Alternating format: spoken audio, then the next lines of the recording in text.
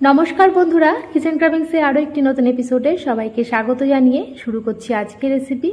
আমার আজকের রেসিপি হলো ব্রেড রসমালাই রেসিপি। দেখতেই পাচ্ছ কতটা লোভনীয় হয়েছে, দেখেই একেবারে জিভে জল চলে আসার মতন একটা রেসিপি। বাড়িতে কোনো অতিথি হট করে চলে এলে খুব সহজেই, খুবই অল্প উপকরণে, বাড়িতে থাকা কম উপকরণে তোমরা এটা তাদের দিয়ে অতিথি আপ্যায়ন করতে পারবে। আশা করছি রেসিপিটি সকলের ভালো লাগবে। ভালো লাগলে লাইক, কমেন্ট, শেয়ার করার অনুরোধ থাকলো। পাশে থাকা বেল আইকনটি প্রেস করে সঙ্গে থাকবে নেক্সট রেসিপি দেখার জন্য। তাহলে দেখতে থাকো আজকের রেসিপি। আমি এর জন্য ওভেনে একটা ননস্টিকের কড়াই বসিয়ে দিয়েছি আর দিয়ে দিচ্ছি আমি 1 লিটার মতন দুধ। এবারে আমি দুধটাকে ভালো করে খুব জাল দিয়ে নেব। এটাকে আমি আস্তে আস্তে ক্ষীরে পরিণত করব। দেখো শটটাকে আস্তে আস্তে আমি এর সঙ্গে মিলিয়ে দিচ্ছি। দুধটা খুব বেশি ফুটে ওঠার আগে আমি 2 চামচ 2 হাতা আমি দুধ আমি তুলে রাখলাম কাপে। আমি এটা কি করব সেটা তোমাদের সাথে দেখাচ্ছি।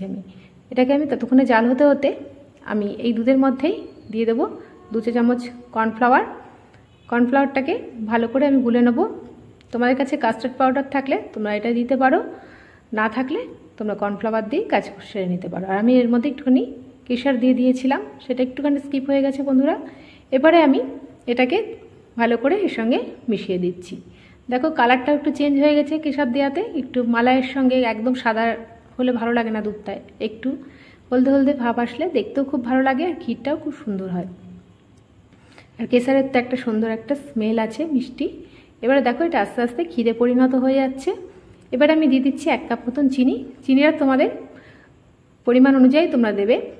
এবারে আমি দেখো চিনিটাকেও ভালো করে দুধের সাথে মেল্ট করে নিয়েছি। আস্তে আস্তে দেখো এটা পুরো ক্ষীরে পরিণত হয়ে গেছে, একদম মালাই যাকে বলে।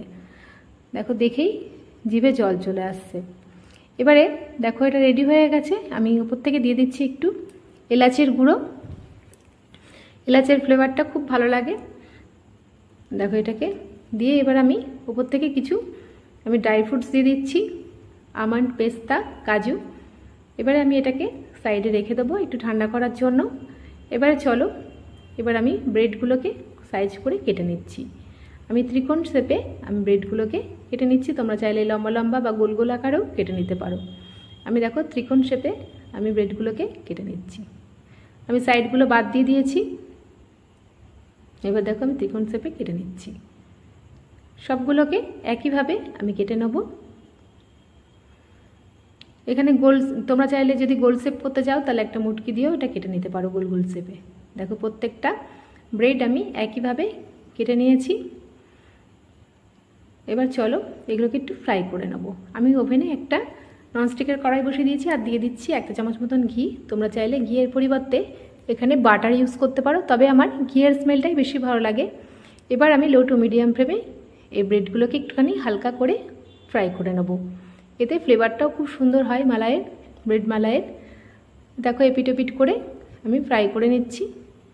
প্রত্যেকটা ব্রেড আমি একইভাবে এপিট ওপিট করে ফ্রাই করে নিচ্ছি। হয়ে গেছে দেখো, খুব বেশি ডিপ ফ্রাই করলে হবে না, শ্যালো ফ্রাই করতে হবে। এবারে আমি 1 কাপের মধ্যে আমি একটুখানি আগের থেকে দুধ তুলে রেখেছিলাম আর এর মধ্যে দিয়ে দিচ্ছি আমি 2 থেকে 3 চামচ আমুল দুধ। আমি এই আমুল দুধটাকে এবার আমি এই ব্রেডের মধ্যে ব্যবহার করব। এতে ব্রেডের স্বাদটাও খুব বাড়ে আর এটা ব্রেড মালাইটা তৈরি হওয়ার পর মুখে পড়লে দারুণ লাগে। আর দেখো আমি কিছু ড্রাই ফ্রুটস নিয়ে নিয়েছি। এবার প্রত্যেকটা ব্রেডের মধ্যে আমি এই আমুল দুধের সঙ্গে যেই পুরটা আমি রেডি করেছিলাম, আমুল দুধ দিয়ে যে মালাইটা তৈরি করেছিলাম সেটা দিয়ে দিচ্ছি আর দিয়ে দিচ্ছি কিছু ড্রাই ফ্রুটস মধ্যে। প্রত্যেকটাই আমি একইভাবে দেখো এই ক্ষীরটাকে দিয়ে দিচ্ছি। এটা আলাদা করে আমি রেডি করেছি ওই মালাইটা ছাড়াও। আমুল দুধের এটা খেতে খুবই ভালো লাগে, ফ্লেভারটাও খুবই ভালো আসে। আর কিছু ড্রাই ফ্রুটস দিয়ে দিচ্ছি মধ্যেখানে। এর প্রত্যেকটাই আমি একইভাবে রেডি করে নিয়েছি। দেখো এগুলো মুখে পড়লে খুবই দুর্দান্ত লাগে। প্রত্যেকটাই রেডি হয়ে গেছে। এবারে আমি একটা বোলের মধ্যে দেখো আমি এই ব্রেডগুলোকে সাজিয়ে নিচ্ছি। সব ব্রেডগুলোকে আমি সাজিয়ে নিচ্ছি সুন্দরভাবে।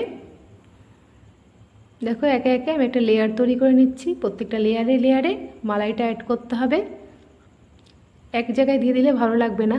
দেখো একটা লেয়ার তৈরি হয়ে গেছে, এর ওপর দিয়ে আমি মালাইটাকে দিয়ে দিচ্ছি। যেই মালাইটা আমি ঠান্ডা করে রেখেছিলাম। দেখো কতটা লোভনীয় হয়েছে মালাইটা দেখতে, জমে একদম ক্ষীর হয়ে গেছে।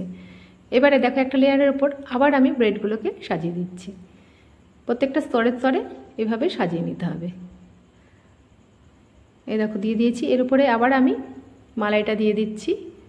তোমরা অবশ্যই বাড়িতে একবার ট্রাই করবে, ঘরে থাকা সব উপকরণ দিয়েই তোমরা এটা রেডি করে নিতে পারবে। দেখতেই পাচ্ছ খুব সহজে এটা ব্রেড মালাই আমার রেডি হয়ে যাচ্ছে। দেখো আমি উপর দিয়ে মালাইটা দিয়ে দিয়েছি। এবার মধ্যেখানে একটা দিয়ে দিলাম, এর ওপর থেকেও একটা মালাইটা দিয়ে দিয়েছি, আর কিছু ড্রাই ফ্রুটস এবার আমি অ্যাড করে দেবো এটা গার্নিশের জন্য। আর মুখে পড়লেও খুবই ভালো লাগে, কাজু, পেস্তা, আমন্ড সব কিছু দিয়ে আমি দিয়ে দিলাম। তোমরা চাইলে আরও বেশি ড্রাই ফ্রুটস অ্যাড করতে পারো। দেখো দেখতে কতটা লোভনীয় হয়েছে, একদম দেখেই যে জিভে জল চলে আসার মতন একটা রেসিপি। এবারে এটাকে 2 থেকে 3 ঘন্টা ডিপ ফ্রিজে রেখে দেবো। না, নর্মাল ফ্রিজেও রাখলেও হবে, ডিপ ফ্রিজে রাখবো না বন্ধুরা। আশা করছি রেসিপিটি সকলের ভালো লেগেছে। ভালো লাগলে লাইক, কমেন্ট, শেয়ার করার অনুরোধ থাকলো। পাশে থাকা বেল আইকনটি প্রেস করে সঙ্গে থাকবে নেক্সট রেসিপি দেখার জন্য। দেখো আমি 3 ঘন্টা পর আমি নর্মাল ফ্রিজ থেকে বার করে নিয়ে এসেছি। দেখো এবার আমি তোমাদের কেটে দেখাচ্ছি একটা। দেখতেই পাচ্ছ কতটা লোভনীয় হয়েছে, আর খুবই সফট হয়, মুখে দিলে একদম মিলিয়ে যাবে। এবারে আমি তোমাদের কেটে দেখাচ্ছি। আশা করছি রেসিপিটি ভালো লেগেছে। আজকের মতন এইটুকুনি। আবার আসবো নতুন নতুন রেসিপি নিয়ে। নেক্সট রেসিপির আমন্ত্রণ জানিয়ে এখানেই বিদায় নিলাম।